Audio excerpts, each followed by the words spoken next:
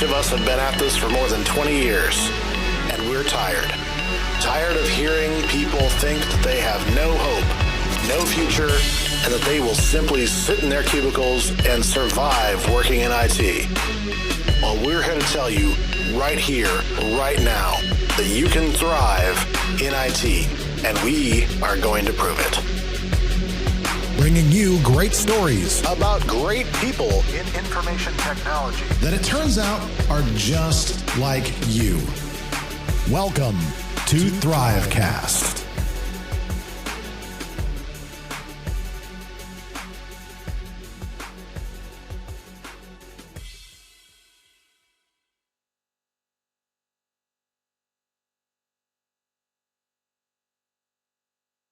Everybody, my name's DJ Eshelman. Welcome to THRIVEcast. I am a DJ Eshelman. That is actually true. Great to have you with us for another episode yet here today. It's been a whirlwind adventure for me today. This is actually the third or fourth appearance, definitely the fourth time I had the webcam on to me. So I'm a little bit fried and crazy. So I apologize in advance. But here to rescue me is my friend and co-host Jeff Pitch. I don't think that word rescue means what you think it means if you're relying on me. Oh, I'll have to renegotiate your contract or something. I shoot. See, I speak before I think. The filter is gone. That's what I get for inching towards the big 5-0 here. Yes. Oh, yeah, well, I mean, there's that too. But yeah, today's been a crazy day for me as well. My mother-in-law and father-in-law. My father-in-law is actually on the edge of dementia, and he had some issues today, so I had to go over and help, and it put me way behind the day. Good times, man. It happens. Well, I'll tell you what. Actually, I want to tell a little bit of a story. I'm actually going to go back to full screen real quick here, and tell a story of rebellion. So there was a Citrix Synergy, and I'm trying to remember what year it was. This was before a certain software company that we know was bought and rolled in with a competitor, actually. So the company was Res Software. I get over here. So these guys. So the story goes that I was at Synergy and was there and was really excited about Res. We were a Res partner, and a friend of mine that had worked for AppSense and now worked for Res. When I got this shirt,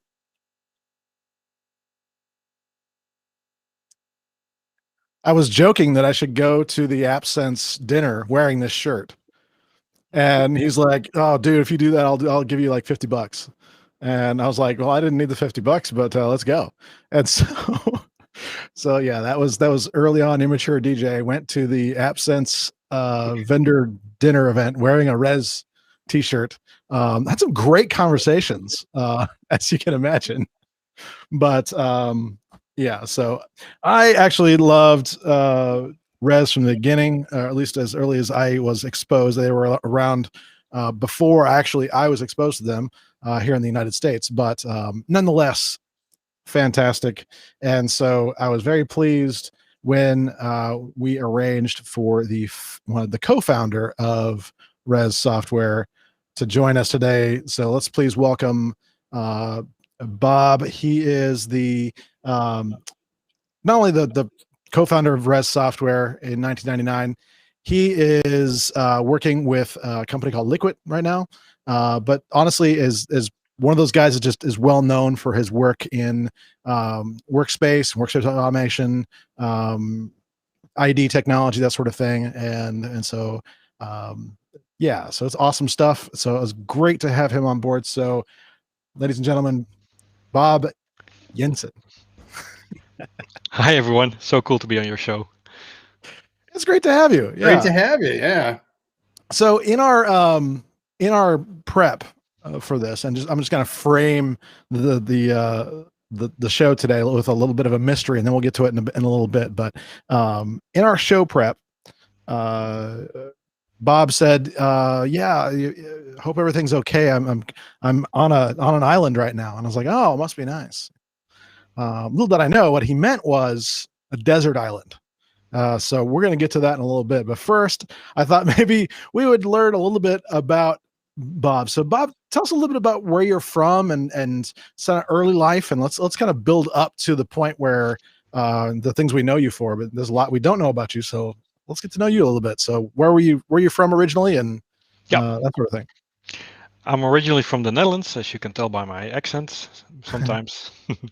And I've always wanted to be in IT. I started writing my first software when I was like 12 years old, and was exposed to software companies early on. And my dream was to have someday a great software company and to build it from the ground up.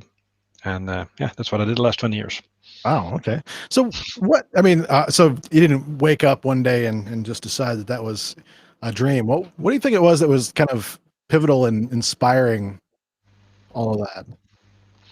Yeah, so I mean, we all grew up playing games, right? Or like Atari, Commodore 64, Amiga, you name it. We've played it all. And I was always intrigued by what was possible with computers. And I had this other dream of maybe becoming a pilot, and that didn't work out. And at some point, I dropped out of university. So, okay, plan C, let's start working in IT at a help desk, right? What can go wrong?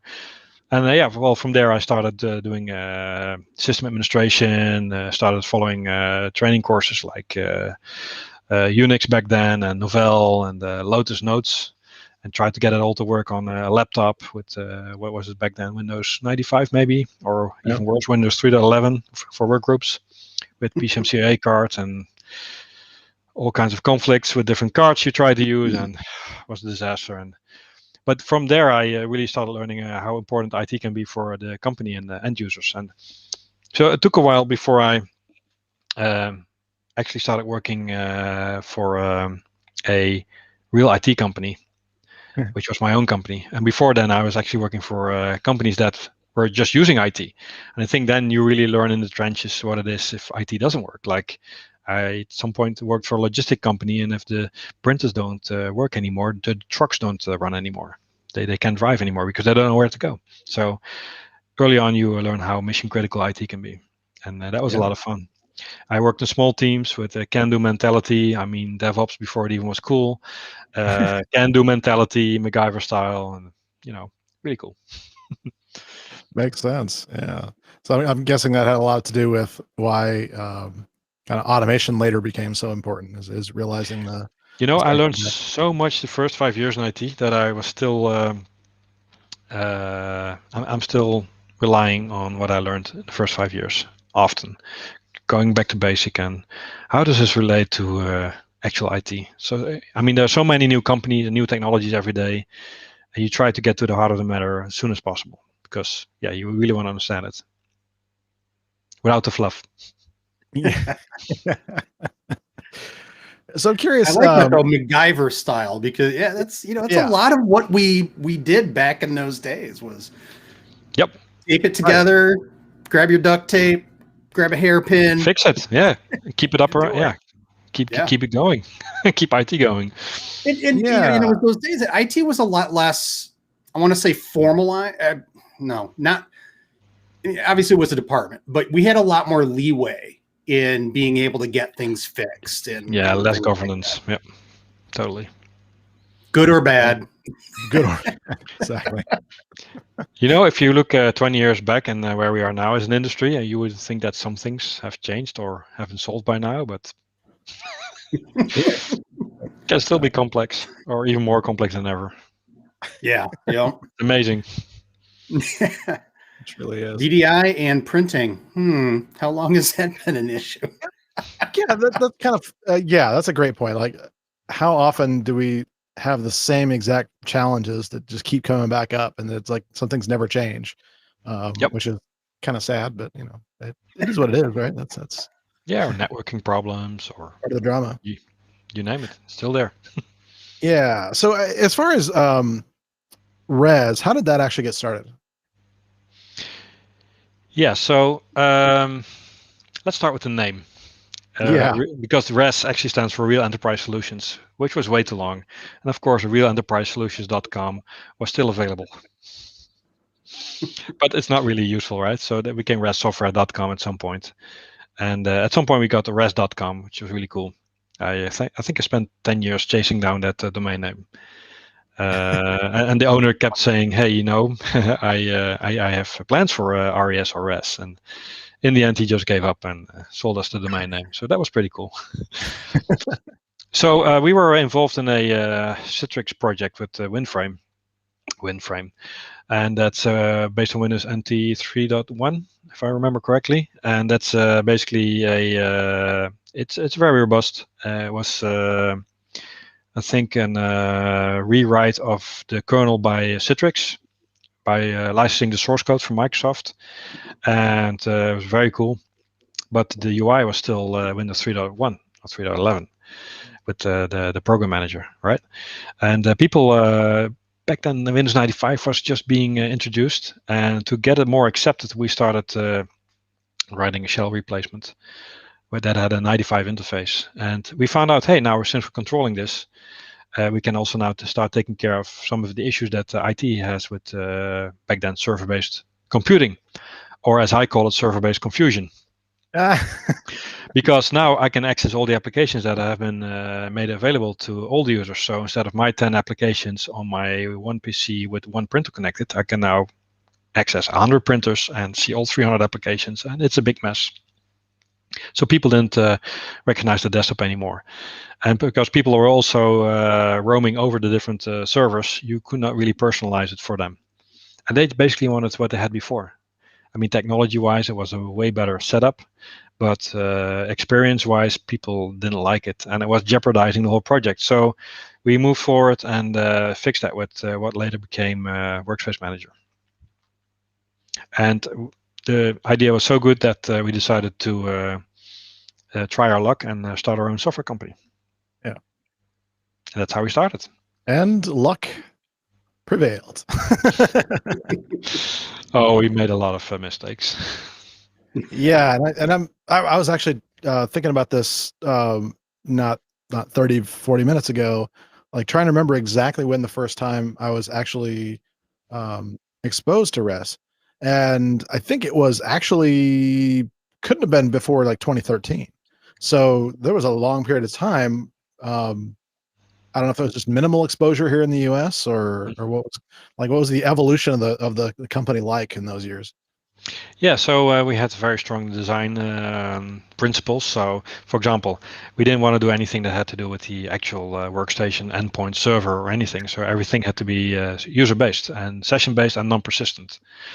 So we ended up with a lot of feature requests from customers that we just could not fulfill with the workspace. So they wanted to install software. Well, you can't do that because that will touch the machine and will not help with in a multi-user environment.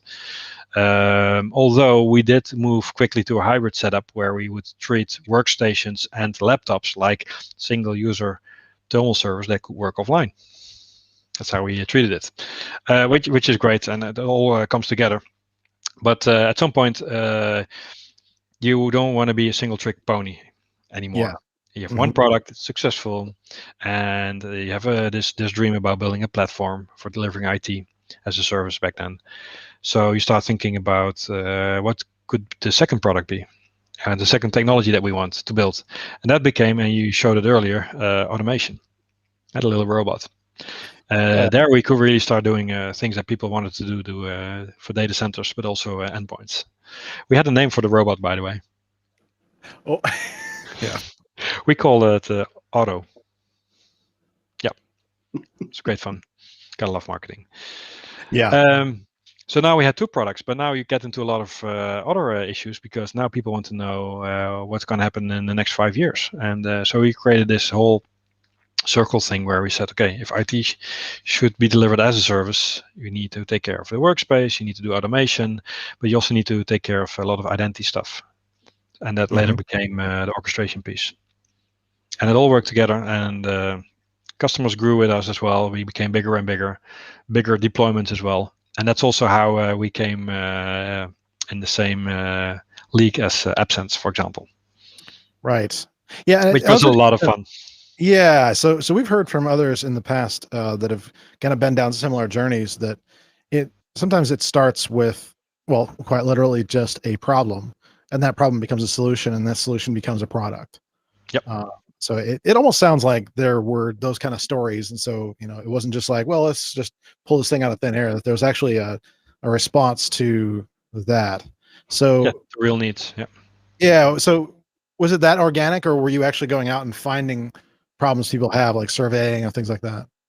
No, it was very organic. So we listened to our customers. We kept a close watch to what the market was doing, what Citrix was doing, what's happening with Microsoft. We saw the whole rise of VMware, of course, and how they entered the space, and amazing what happened there.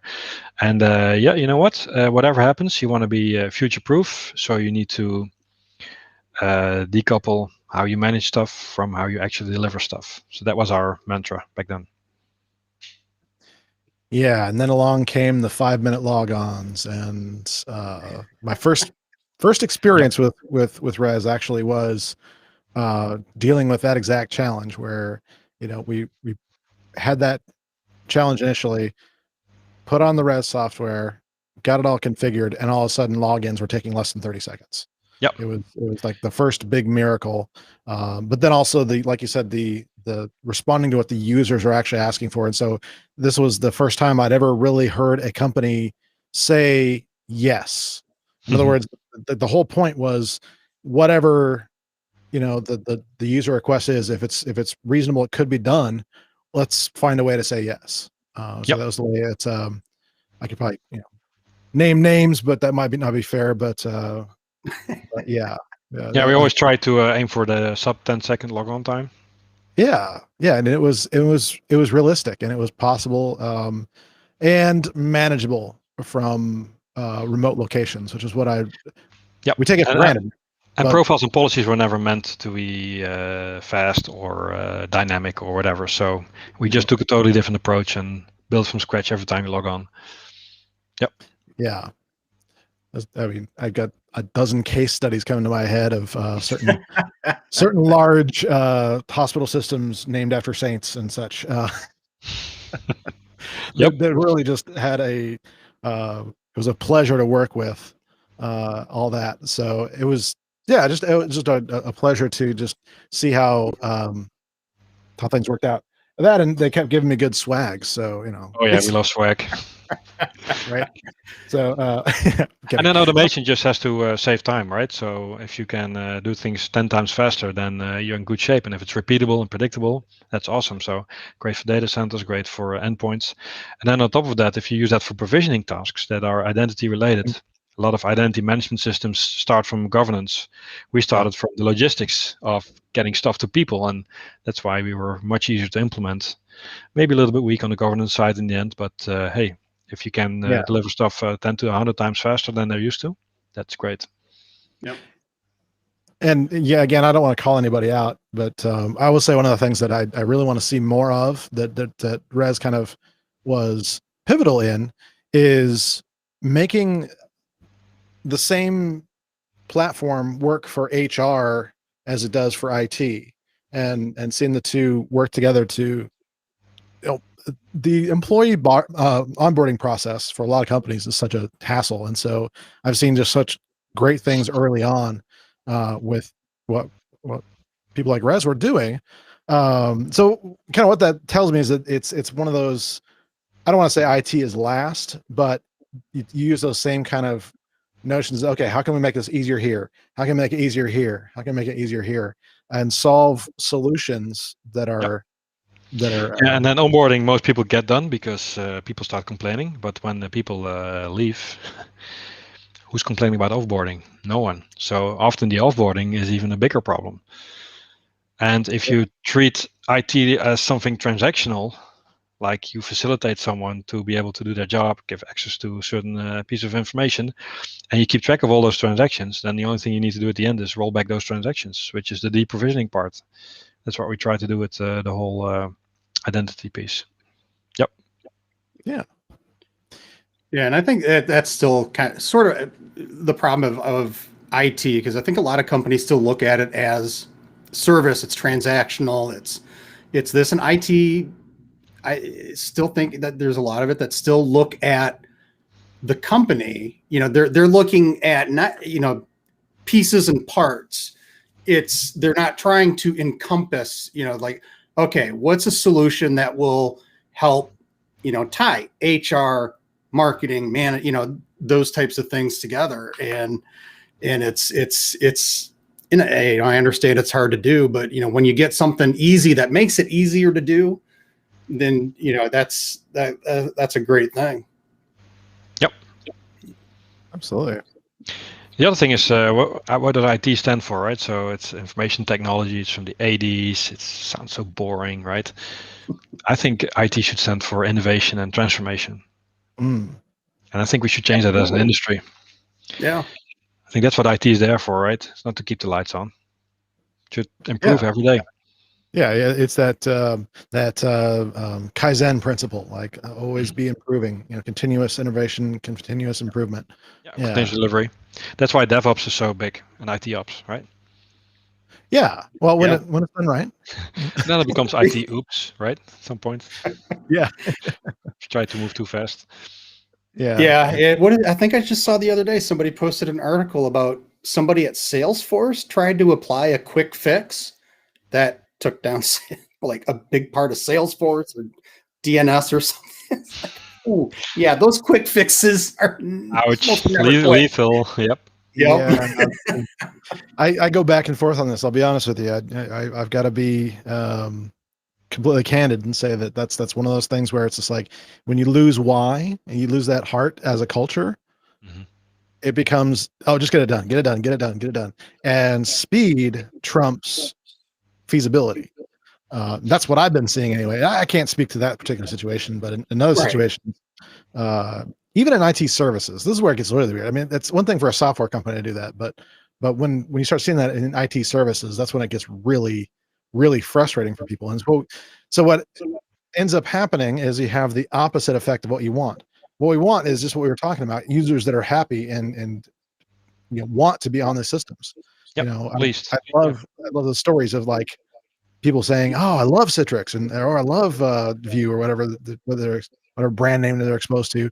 Those are great stories, but I'm not hearing that as much anymore. It's usually some curse words following and maybe even before said technology that they're aware they're having to use because they have to use it, that sort of thing. So it's a mindset shift in the wrong direction.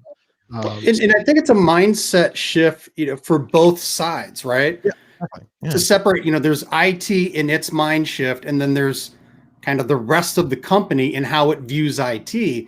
And, they tend to view each other as opponents, even sometimes not even trying to reach for the same goal. And, and we all have those ideas ahead of time. So, the IT guy's coming down. He's going to mess up my computer and do so, and you know what, maybe you've never had a problem, but hey, we've all read about it. And, so it's a lot of preconceived notions on both sides that really need to be overcome. Yeah, it's all about mindset. So is IT an enabler, or are they inhibiting a lot? Are they a gatekeeper, or are they driving innovation, or both, right? Yep. Because it also has to be done in a safe way that works for the business. Yeah. It's funny because the big thing going around is, what led to your company's biggest transformation? COVID-19.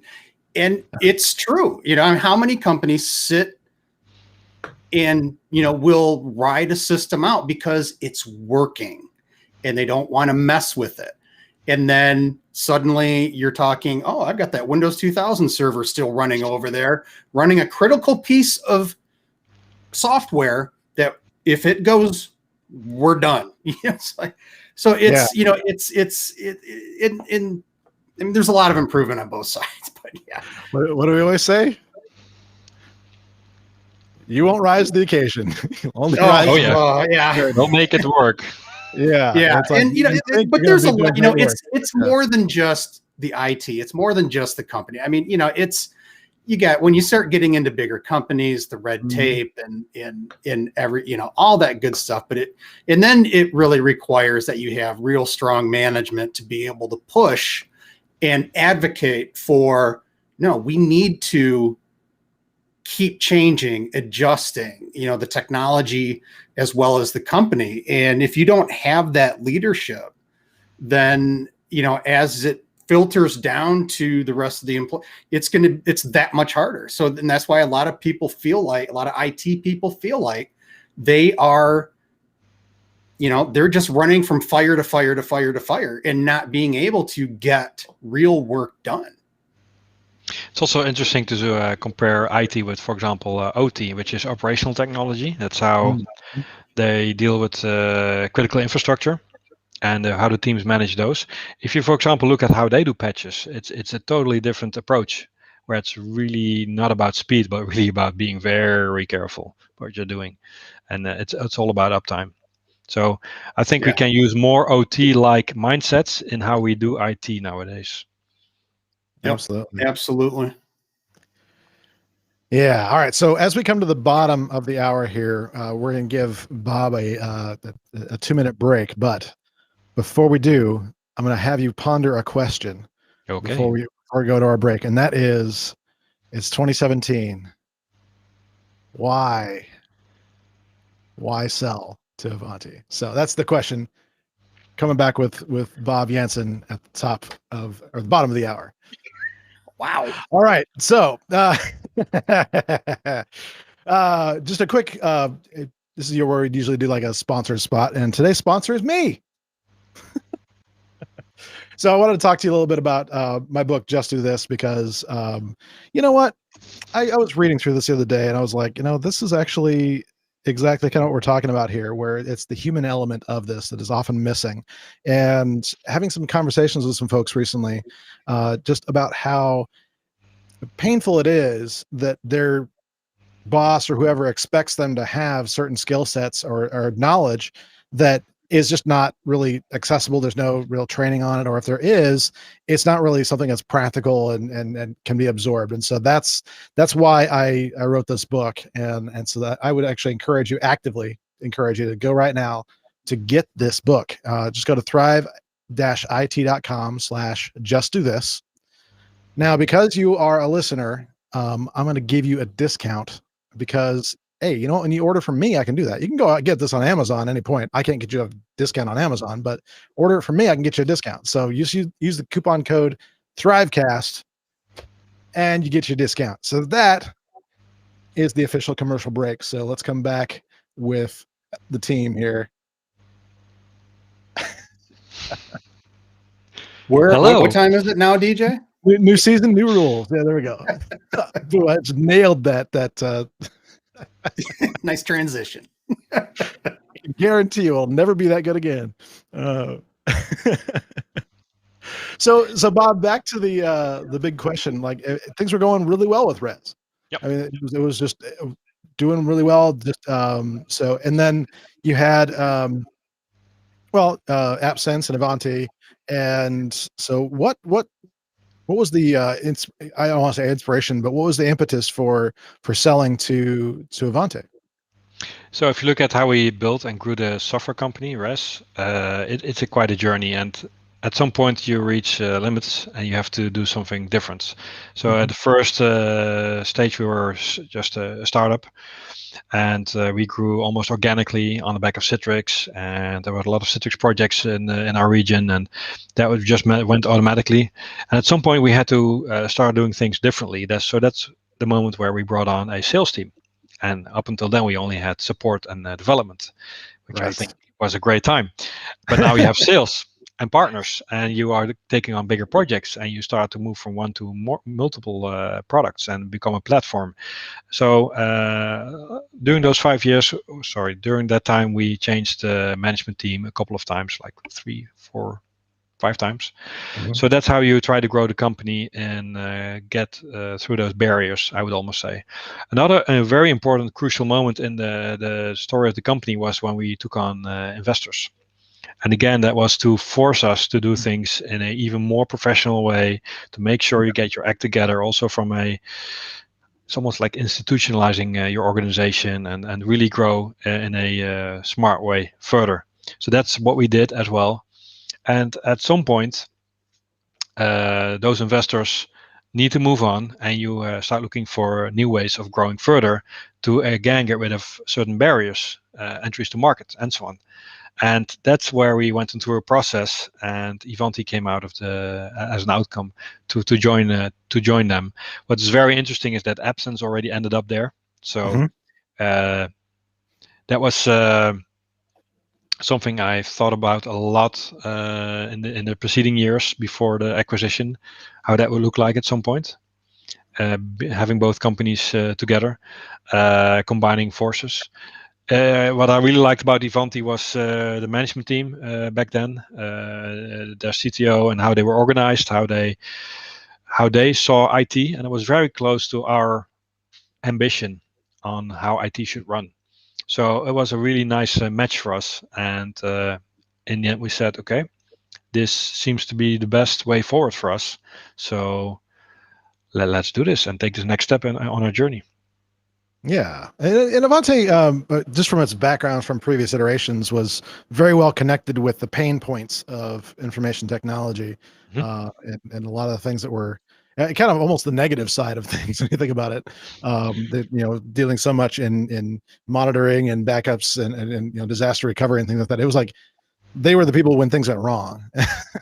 So yep. It was. I'm sure it was nice to be on the other side of things, and so we felt really welcome, and it is the culture back then was really one of a bigger family, and we landed well, and I also came up with an explanation for the name Ivanti, because I was very focused on innovation. I still am, but back then that was also my role in the next 3 years after the acquisition, to focus on innovation and run the Ivanti Labs. Yeah. So what's the most heard comment in IT when you ask something? No. Exactly. And then people start thinking after the no, right? But the reflex is no, because change means risk and a lot of work. So no is the default answer, right? Yeah. So if you take no out of innovation, you end up with Ivanti. Oh, nice. I did not know that. That was a bad pun. Sorry. That is. You see that you just blew my mind. That's that's really awesome. You start with yes. You don't start with no. You start with the art of what's possible, right? And then you start looking into it and start iterating and see what can happen. And that's also how we went onto this whole Ivanti Labs thing, where we started looking into IoT and monitoring and doing real-time stuff, which was very cool. And in the end, that became one of the foundations for what's today Ivanti Neurons, which is very successful now. So that's really cool. Yeah. So how was the decision? I mean, obviously this was something that was discussed a lot outside of the company, and I never really fully understood, but how was the decision points as far as which pieces to keep and which ones to kind of integrate into the Ivanti stack? How did that work? Not as transparent, and in the end it ended up like it ended up. And I think we would have done things differently if we could do it all over again. How that happened. Yeah. Yeah. Yep. I'm sure that's I think we can say that about a lot of things in life, but yeah, certainly it's got to be grace in this industry. It's like there's so many things that you do your best, and you to the best of knowledge, you try to make the right decisions. Yeah, I mean, some of them will work out great, and others, And you got to remember too, like the biggest software company in the world still put out Vista, so and ME. It does happen. Yeah, they put you out there. Oh God. Yeah. Hey, but if you don't have failures, if you don't have failures, then you're also not pushing the envelope, right? Exactly. Yeah. So that's one of my favorite examples is Elon Musk, for example. How he's what he's doing with SpaceX is just mind blowing, right? It's just amazing how he iterates and engineers all the problems out of what he wants to achieve. That's how IT works in the end, right? Well, and it really should be. I mean, it really should be like, how can we do this in a way that benefits quite literally everyone? Mhm. You know, otherwise, it's this losing equation of scarcity. But if we live in abundance thinking of saying, you know what, if we work together, we can make something that's going to be, beneficial to all. Absolutely. Yeah. And often when I talk to IT teams or dev teams, they are stuck on the how Yeah. Mm-hmm. and maybe a little bit of the what, but never the why. Yep. And I Yeah. always start with the outcome. And if we really want this, and it's the right reason to do it, then work your way backwards, and you'll find a way. It's gonna work. Yeah, and I think that's a big thing is people don't ask enough of, especially when you're going in as like sales, pre-sales, whatever, is they don't ask why. They just, oh, okay, that's what you want. Let me see what I can do. Yep. Because a lot of, at least what I've discovered is a lot of times what they're asking for is not really what they want. No. And, it's crazy, but yeah, the why is more important, I would say, than pretty much anything else when you're trying to find, or design a solution. Why are we doing this? Why are we making changes? It's usually not a simple answer, and it challenges those administrators, management, not just to jump on the latest and greatest thing, but to find, real reasons and real improvements through IT to help the company go forward. Yep. And make a difference. Yeah. Absolutely. So, just sticking with the technology thing, and then I definitely want to get to the desert island stuff because I'm so excited about this conversation. But walk us through where it went from there, from Avanti. Yeah, so I started focusing on innovation. I had my own team there to work on some IT stuff, and we also research other things as well. Absence and REST people got together and actually started working on some technology combined, which was very exciting because we all, it's like co-opetition, right? It's before that, and now we're in the same company, which also led to some hilarious situations as well. I remember one of the patents that was opposed by the other party, and now it's in the same company. So now we had to go to the patent office to explain that the opposition wasn't necessary anymore. Yep. And they never had to deal with that before. And they said, well, the patents work as such that once it's opposed, we have to see it through, and it has to be a decision in the end. So in the end, we actually went to the hearing, and it was very funny. It was over like in 2 minutes. Yeah. Because it was okay, right? So yeah, those hilarious situations you end up with, and now you also get to know the other company really well, the Absence people, and some great friendships arose from that as well. So it's really great to know each other from that. Automation was used to shore up Ivanti's automation play. They needed more security capabilities, so that's where identity played nicely. And with both workspace and desktop now in one company, it's a unique combination of technology now in one hand, and what that could mean for customers. That was very exciting. Yeah. Yeah, indeed. So, all right. So, I guess we could talk. Is there anything between all that and Liquid? I'm trying to think if there's. I was trying to recall the other day. I was like, okay, is there any? Yeah. So after three years of working for Ivanti, it was at some point it was time to split ways, and it was really time for me to move on. And also for Ivanti. I spent 3 years at this new, bigger organization to help drive innovation together with the team. And there was a change of management, and new investment came on board. And that was a natural moment for me also to say, okay, this is now a different setting, different priorities, different approach.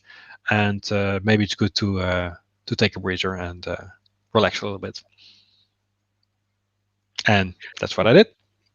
All right. Yeah. So would that be about the time you got shipwrecked? Is that the question? Yes.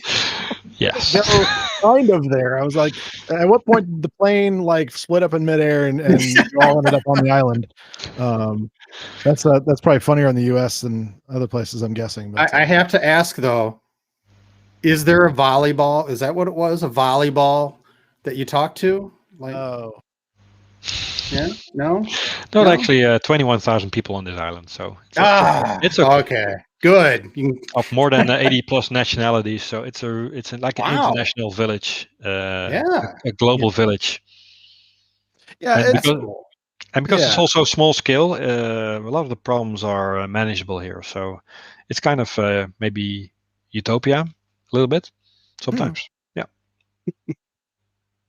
Except for one big problem, and that is you have 20,000 people on a desert island, and so it's hard to yeah, sustain.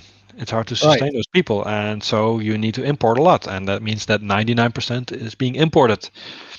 And first, Venezuela was doing a lot of the fresh food deliveries, but then Venezuela really got into trouble as a country, and that stopped.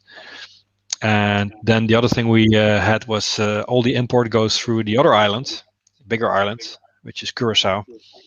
And at some point, the customs was on strike, and supermarkets were empty here because no goods were coming in to the country anymore. To the island. So that was another wake up call. And then the third one is, of course, COVID. Yeah.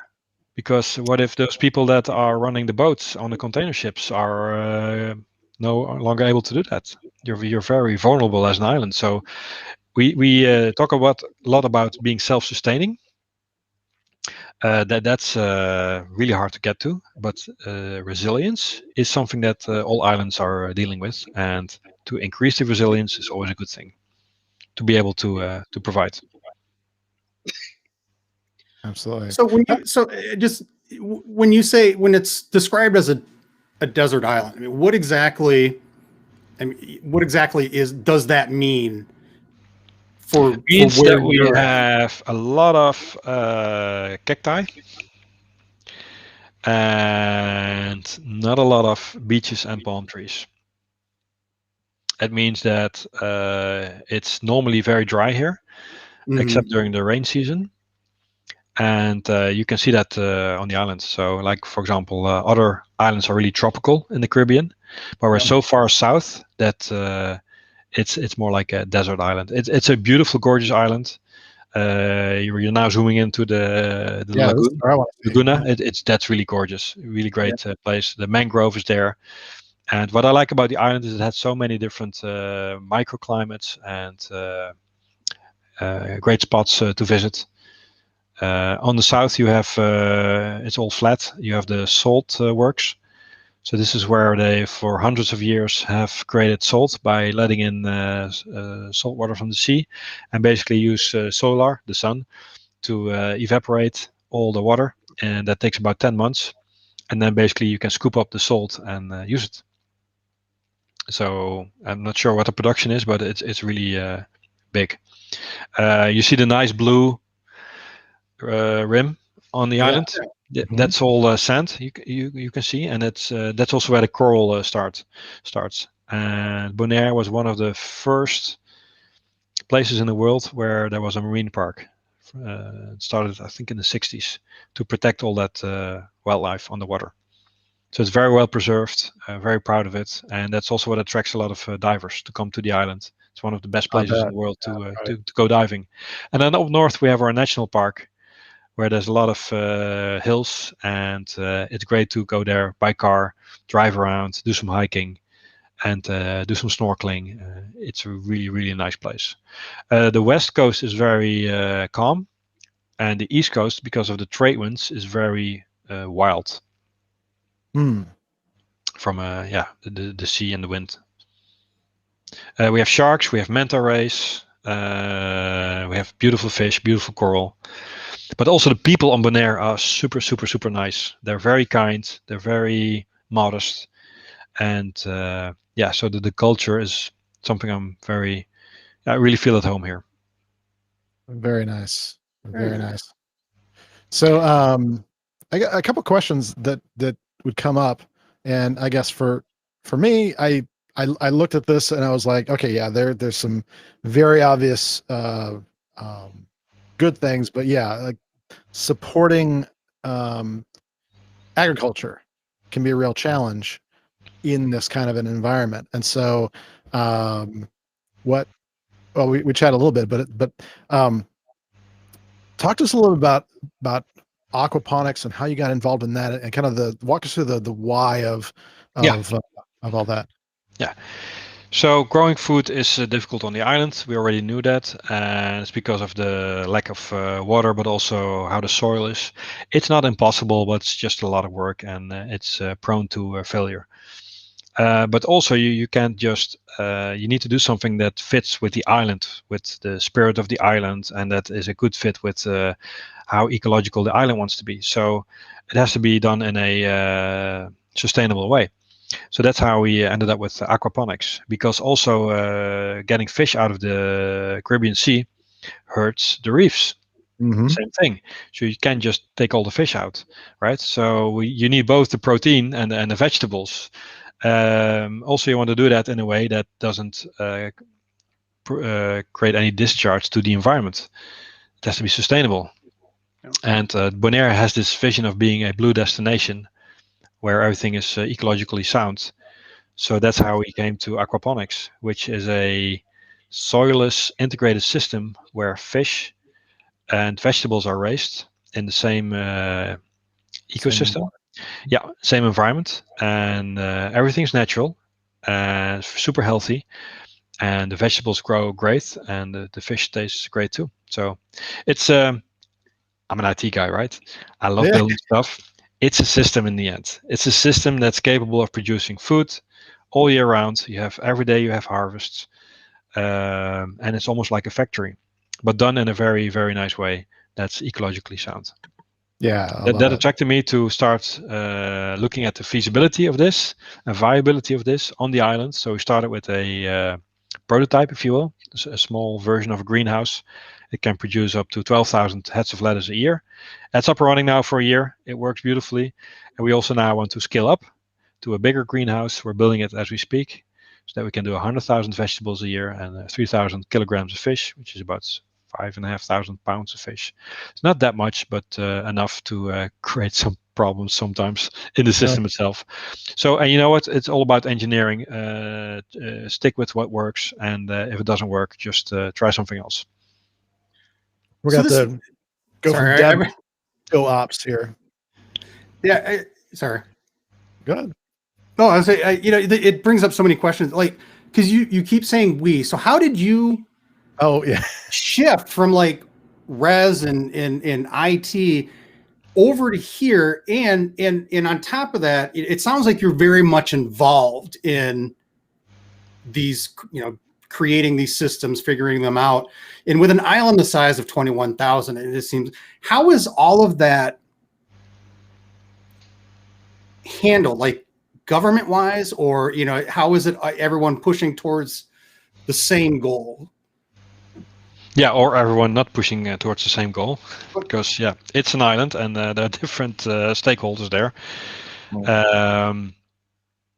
Where to start? So I guess, how did you find out about this? What got you excited enough, to move there and help? Yeah, so a few things happened. So first of all, my wife said, hey, we should really look into aquaponics as maybe a next venture. I'm very entrepreneurial, so and I was a little bit done with IT back then, maybe, and I wanted to do something different, and maybe do something more meaningful. I'm not saying IT is not meaningful, but producing food is something else than creating a license key for the technology that you've built. That being said, I think tech is super important for anything we do on this planet. So we were looking into aquaponics. So like with all new technology, you go on a training or you start looking into it, you start doing your due diligence, right? So I followed a masterclass at one of the providers for aquaponics, because I don't want to reinvent the wheel. I looked at some YouTube videos, and there's a lot of well-meant hobbyism in aquaponics. And if you have time to put it on YouTube, you're not really investing in aquaponics, because it's a lot of hard work. The people who really are doing aquaponics don't have time to put it on YouTube, for example, right? So I went to one of the suppliers, and they became our trusted supplier. I had a 3-day in-depth masterclass, and it was really nice. It was both the theory and working the greenhouse, and I felt it's like I found something that is me, and that I can actually work with, for, and feels right. So I really was intrigued by all of that. But then you also need to have a greenhouse. So I sourced a company in the Netherlands. We needed a tropical greenhouse. We started working together on a design, and this is almost like an IT project. A lot of the things that you do in IT are the same here, and you have to be smart about stuff.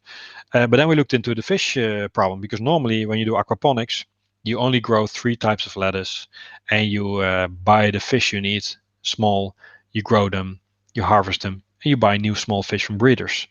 But on an island, you need diversity. So instead of 3 types of lettuce, we are now growing 30 types of vegetables in a system that was actually meant to produce only 1 type. So that's a challenge, right? So we're actually basically abusing the system to make it fit with the island. Also, we imported fish, which was a complete nightmare from a regulatory perspective, because you need all the permits, you need all the paperwork done. And I think like 10 different organizations were involved in getting those fish on the island during COVID, which was also a big issue. So we said, you know what? This was done once, but we should breed our own fish. But our volume is so low that breeding your own fish might not be the smartest thing to do. So we got a micro hatchery, and so we then found another supplier that could help us with that, which also was in the Netherlands. And they are like a super breeder. They are taking care of all the genetics of tilapia worldwide. So they are actually helping all the breeders in the world to make sure tilapia stays safe and healthy for everyone. And they took the time to train us in how to breed tilapia the right way, which is also fish friendly. And all the details, it's like you become a specialist temporarily, because I'm a generalist, but you have to become an expert to really understand what you're trying to do, and to make it work, and to get it to work. So, for example, harvesting fish. How do you harvest fish? Well, basically you're killing them, right? How do you kill a fish? There are only 3 or 4 different ways of killing a fish. And they came up with a way that's very fish friendly. Actually, you're putting the fish to sleep by using a something called clove oil, which is very safe for people, but tilapia is very allergic to. So they basically go to sleep, and when they go to sleep, it's like anesthesia. You put them on ice, and I think it's the most friendly way for a fish to go. And you taste it as well, because there's no stress for the fish, and it's great meat because of that. So all those intricate details is stuff we're working on in getting this to work. And it's the smallest things that can make huge changes, huge impact on how things are produced. Absolutely. Yeah. Wow. Yeah. So that intricacy, that's very interesting. But at some point, you also need to start executing, right? So right now we have the micro hatchery up and running. We have our first batch of baby fish, and we're figuring out all the way on how not to raise baby fish. So we have had some issues with that, of course, but we're iterate, because we have a new batch every 3 weeks, so we can take it one step further. It's almost that's how we're doing it. It's iterating, and we have the micro farm now up and running.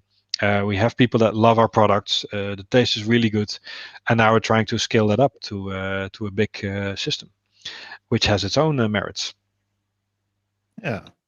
So is there? I'll ask some geeky questions here, just because I'm curious about it.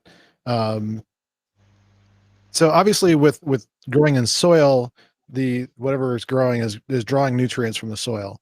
So I would assume it's a similar kind of thing with growing in water, that it's drawing in water nutrients from the water. Is that something you have to supply to the water, or is it something that the combination of fish and things like that are supplying the nutrients? Yeah, the other system that you can use is hydroponics, and there you actually are using liquid fertilizer to add to the water to make sure the plants can grow, because the roots are in the water.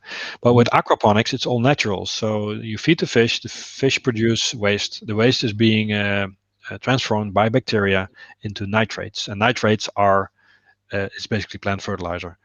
And that way it's completely natural. It's very complex what happens there. If you do a chemical analysis, it's way more rich than what you could do with hydroponics. And that's also why it tastes so great, and it's all natural. So it's just the right system for us. Yeah, that's fantastic. And I would imagine that because it's self-sustaining like that, it would start to drop costs eventually. Actually, funny because aquaponics, there are many reasons why it could fail, and I think on Bonaire we have the right circumstances to have it be successful, also from a business standpoint. For example, on other islands, there's a lot of subsidy on import. So local initiatives are already doomed because the subsidy will kill the local growers. That's one of the reasons why Bonaire is really uniquely positioned to do this well. Yeah, I seem to remember a conversation about that on Aruba, actually. So yeah, similar kind of thing. So, and then employing IT stuff like, hey, we've built our own back office system because it's fun to build something in Angular that runs in the cloud on DigitalOcean and do all that stuff with continuous delivery, and at least it's your own problem now.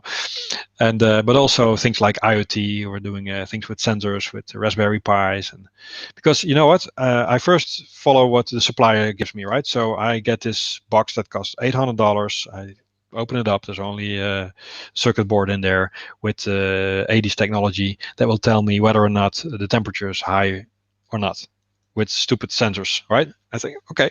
So now my budget is $800 to come up with something that's better. And guess what? With 1/10 of the cost, I can build something that's 10 times as advanced, and will give me actually data to better understand what's going on in my system. That's cool stuff. I like that. Yeah. So is this? So this is a. So I want to understand. This is a business venture for you, and is it in conjunction with the government of the island, or however? Yeah. So there's a local there's a local Department of Agriculture and fish farming and so on, and they support this, and they actually offered to give us some space. We're renting it to build up the greenhouse, and that's exactly the kind of support we needed to get this going. Yep. Nice. It's like a 10,000 square feet plot that we're now using for the next greenhouse. So what other, you mentioned it's normally, like you said, 3 different lettuces, I believe, that typically grow, but you're doing 30 different vegetables. What other vegetables? Asian vegetables like bok choy, also things like eggplant. We're trying to do tomatoes. Tomatoes are really hard here because of the lack of difference in temperature between day and night. So tomatoes grow great in the heat, but at night they need to be cooled. And we're not going to use air conditioning for that. So, but there are varieties that will grow better here. And if that really works, we can test that with the big system. That would be a huge win for us. But even things like strawberries we can try, but then you need active cooling. We also look at things like, hey, we have a problem, like the water gets too hot because during the daytime temperatures are above 100 degrees Fahrenheit, right? Which is about 40 degrees centigrade, 45 even. So it really gets hot. So the water temperature starts rising, and that's not good for the plants. The fish don't care that they're tropical, but the plants are getting hammered by it. So your growth is less because of that. So you need to cool the water. What's an efficient way to cool the water? Well, in Arizona, they already solved that problem for pools. They have pool chillers, and those pool chillers do not run like an airco. They're like mini cooling towers that sprinkle the water down and suck air up. And because of the evaporation, the temperature goes down 3 degrees. But if you do that every day, over time, you see the temperature going down and down. Yeah. So we have pool chillers now in our aquaponics system. And we're one of the first people to do that ever. Wow. And that's a lot of fun. That's thinking right there. That's engineering thinking right there. I love it. Yep. Yep. That's Kaizen for lettuce. I love it. Yep.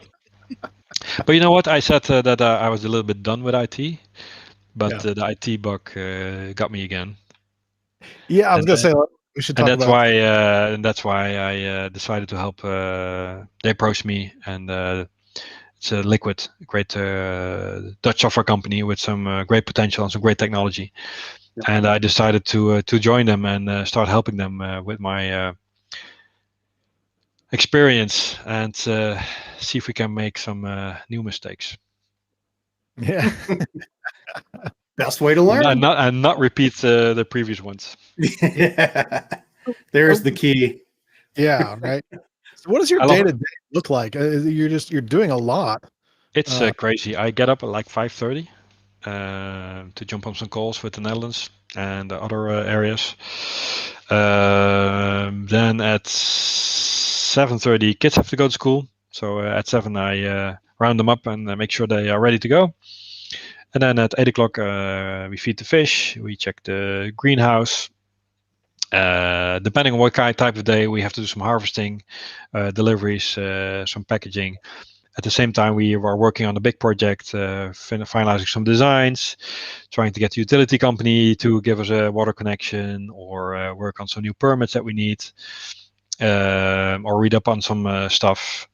And then again, a few calls with maybe analysts about Liquid, and a product meeting, a product strategy meeting. So sounds like all over the place, but it feels great to work on all these things. Like I said, Bob is doing a lot at the same time. Yeah, it doesn't like a little diversity to really well make things interesting for one, but also It breaks up the day. It makes it easier. Yeah, I think so. Yeah, but also challenges from one port to the other, like you were saying. So that's kind of cool. Yeah, when I'm helping harvesting lettuce, I'm still thinking about what happened in the Liquid call, and how we might be doing things and solve problems, and try to go back in my memory. Hey, we had this also at the other company, and how did we deal with that? Oh yeah, that wasn't pleasant. So let's not do that this time, right? Right. So yeah, it's very meaningful.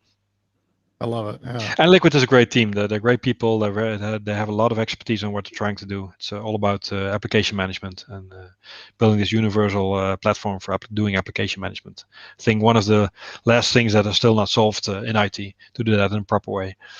I mean, there's so many different ways to deliver applications. Yeah. I'm not talking about the actual delivery infrastructures like Citrix, VMware, Microsoft, but actually managing the content, managing who gets what, managing that one application that you can get in so many different flavors and different ways, and that need to be updated automatically and so on. And basically, Yeah, we had them trying to get you there 10 10 times faster than without using. Yeah, we had Liquid on just a couple months ago. The US WVD user group, they were the sponsor for the month, and that was fascinating what they were doing and how they were doing it.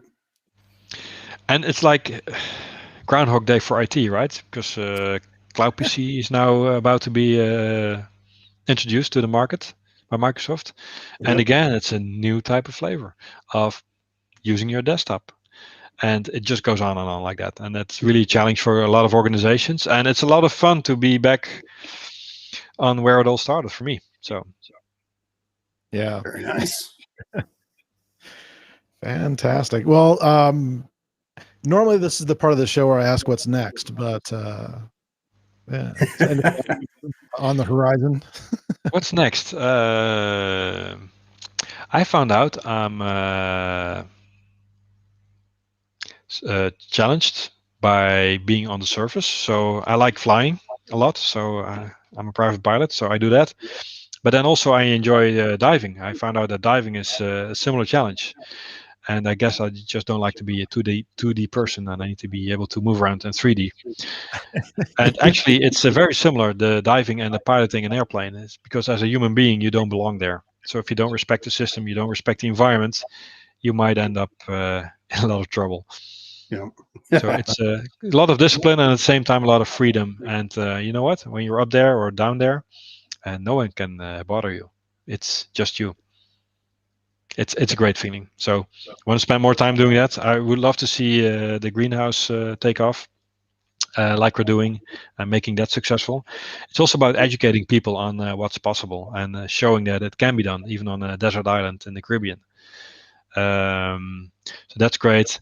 I love what we're doing with Liquid. It's the company has a lot of potential. Like I said, great people to work with, and it feels really good to be back in the community as well.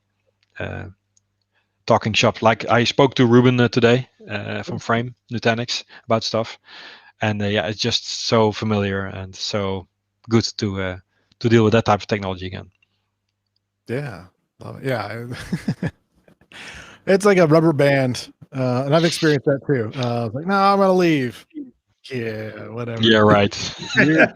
Like Hotel What is it, The California, right? Godfather Part 3? Every time I get out, they pull me back in. Yep. No, Yeah. IT is a fun industry. It is. It really. Yeah. It's something that a guy I was in a mastermind with.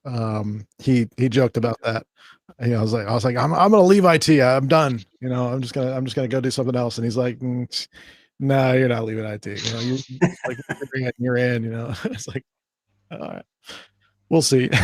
We'll see. Exactly. I've got one last question, and I have been asking this of our Dutch guests along with Twitter and whatnot. What step is this, the aquaponics in all of what you're doing? What step is that in the Dutch taking over the world plan? That's what we're wondering here. That's all. From the IT perspective. That's a great question.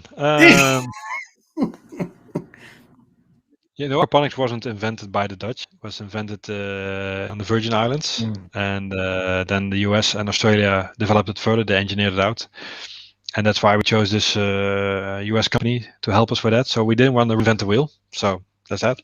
But the Dutch are great with water, right? So it water works, and if you look at what happened in Dubai with creating the new islands, and basically the Dutch created the Netherlands from just the sea. So that's what we're very proud of. At the same time, we're just a very small country and very humble. Yeah, Nice, very nice.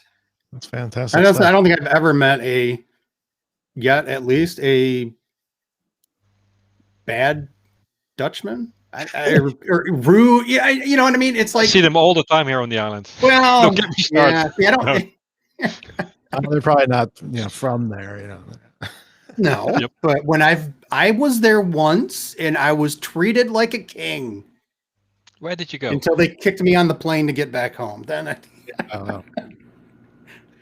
Yes, I need to visit both places. This is from what I was seeing up on air. That's I'll have to be on the list of places to go see. I'd love to see what you're doing there.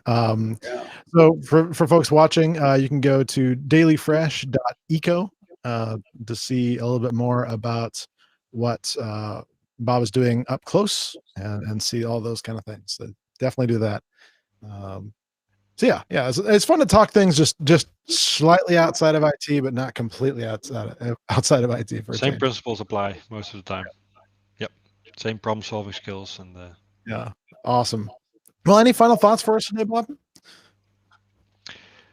Yeah, I hope they call this a big reset, right? With the whole COVID thing. I think it's amazing that as a species we're able to overcome this, or trying to overcome this with the technology. Yeah. And I'm really impressed by how the latest generation of vaccines came along. There's a great article on that where they basically treat it like source code and tell you exactly what's happening with the RNA instructions. You should definitely check it out. And it's amazing how Pfizer engineered that piece of code and how smart it is actually in dealing with this virus. And it's only the beginning. The founder of Pfizer, who's driving all of this, he has a way bigger plans on treating cancer and everything. And this is only the start of what we can do. So, but like I said, COVID was like a reality check for a lot of people. So I hope that everyone makes up their mind and try to do something that's meaningful to them and make the best out of this, because this is it. There's nothing else, I think. So it's make it worthwhile. I'm saying, and take care of everyone and your family and so on. That's the other thing that I learned. Family is super important. People are important. And also when you build a software company or a high-tech farm, it's in the end all about people. And that applies to IT and a lot of other industries. It's about the team, about the people you work with every day, and even remote. And we should all cherish that and appreciate it a little bit more. Awesome. Well, Bob, thank you so much for being on today. I'm going to kick you back to the green room, but yeah, pleasure. Thank you so Bob. much. Appreciate it. Yep. Awesome. All right, Jeff, any final thoughts for today? Yeah, even with the talk we were having before the show with Bob and throughout the show, I got to admit, I've learned a ton, right? Not about IT, and this has been really fun. And, it's such a worthwhile enterprise, that they're working on and the innovations and all of that. And I think you and I were talking about this, DJ. It's a breath of fresh air to see people caring enough about, their island, their little community, but also, how this can help the wider world in general. So it's very good. It's heartwarming. I mean, in the best possible way. It's great. Yeah, indeed. Awesome. Well, I'll see you next. Well, bye, everybody. Thank you. Yeah. It works. Awesome. Well, thanks for being with us once again. I do, as always, appreciate. That started a little early. Sorry about that. Do appreciate you being with us, and as always, welcome you to. If you have any questions or comments, let us know. We're trying to get caught up on those. Actually, we just realized that there's a glitch with our notification system, so there's a bunch of comments that I need to get to today that I'm seeing here on the dashboard. Oops, sorry about that, guys. But it's been great to have you all with us. And if you have any suggestions for us, things you'd like us to cover, guests you'd like us to have on, please let us know. And as always, have a great and blessed week. Thank you for joining us for another edition of THRIVEcast. We truly hope you've enjoyed the experience and have learned a lot from it. Now, what we'd want from you next is to join us at thrive-it.com, where you can get subscribed to our multiple channels, get subscribed to our newsletter, and do more to get yourself to where you want to be in your career and your life in information technology. If there's anything we can do to help you, please give us an email at support@thrive-it.com. We'll see